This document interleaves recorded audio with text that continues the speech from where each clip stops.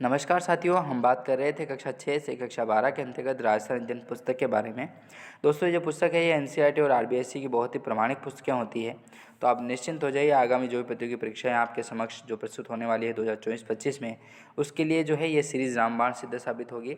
यदि आप ये पीडीएफ प्राप्त करना चाहते हैं तो जाइए हमारा टेलीग्राम ऐप जो है वो आप टेलीग्राम चैनल ज्वाइन कीजिए और हमारा जो ऐप है डाउनलोड कीजिए, जिसका लिंक डिस्क्रिप्शन में दे रखा है।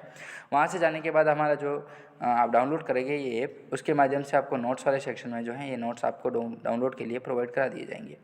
चलिए सेशन को शुरू करते हैं। हम बात कर रहे थे कक्षा 9 की पुस्तक के बारे में, जिसमें 12वां अध्याय चल रहा था भारत का भौतिक स्वरूप। ठीक है, भौतिक स्वरूप राजस्थान और भारत दोनों के संदर्भ में रहेगा। तो यहाँ से जो भी महत्वपूर्ण प्रश्न बनेंगे दोस्तों, उनके बारे में हम आज जो है वो विस्तृत तरीके से बात कर ही लेते हैं। चलिए, 50वां महत्वपूर्ण प्रश्न था कि थार के मरुस्थल के प्रमुख खारे पानी की जिले कौन सी है। तो सांभर, डिडवाना, पंच, बदायूं, लूण, करमसद जो है वो है।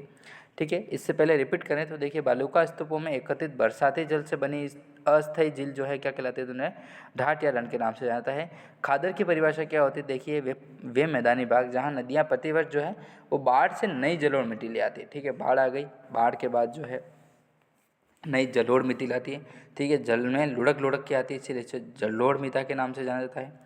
फिर 51वां महत्वपूर्ण प्रश्न आता है, वो देखिए, थार के मरुस्थल का विस्तार कितना है। तो 640 किलोमीटर लंबा और 160 किलोमीटर चौड़ा जो है वो थार का मरुस्थल का जो है वो विस्तार हो जाएगा।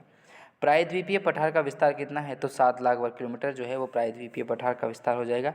प्रायद्वीपीय पठार की आकृति किसके समान है। तो त्रिभुजाकार जो है वो प्रायद्वीपीय पठार की आकृति हो जाएगी।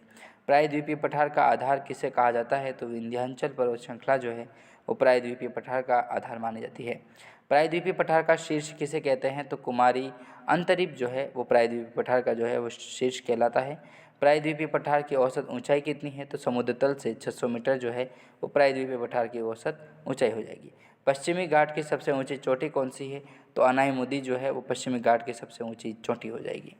इसके बाद महत्वपूर्ण प्रश्न की बात करें, 58वां महत्वपूर्ण प्रश्न, तो पश्चिमी घाट में कौन कौन से दर्रे हैं। तो भौर घाट, थाल घाट और पाल घाट जो है, भौर, थाल, पाल घाट की जो है वो दर्रे हैं प्रमुख पश्चिमी घाट में। दक्षिण का पठार किसके कितने भूभाग में विस्तृत है। तो 5 लाख वर्ग किलोमीटर में जो है वो दक्षिण का पठार जो है वो विस्तृत हो जाएगा।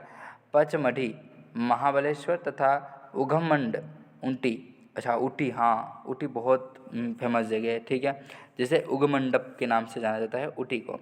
किसके भाग है। तो दक्षिण का पठार जो है वो उसके नाम से इनको जाना जाता है। 61वां महत्वपूर्ण अंतिम प्रश्न आता है कि पश्चिमी समुद्री तटीय भाग का विस्तार कितना है। तो खंबात की खाड़ी से कुमारी अंतरीप तक जो है वो पश्चिमी समुद्र तट का जो है वो विस्तार माना जाता है।